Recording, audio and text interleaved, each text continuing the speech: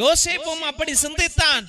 ஐயோ, என் அண்ணன் தம்பிகளே என்னை விட்டு விட்டார்களே, என்னை விட்டு விட்டார்களே, என்னை இப்படி திட்டம் போட்டு துரத்தி விட்டார்களே என்று அவனும் யோசித்திருக்கலாம் தெய்வ பிள்ளைகளே. But he changed the fear into prayer. He changed the depression into divine power. அவன் என்ன செய்தான்? அவனுடைய பயத்தை ஜெபமாக மாற்றினான். அவனுடைய துக்கத்தை தேவனிடம் அர்ப்பணித்து விட்டான். அவன் தனக்குள்ளாய் இறைவனை ஏற்றுக்கொண்டான் தெய்வ பிள்ளைகளே. அதனால் அவன் வெற்றி அடைந்தான்.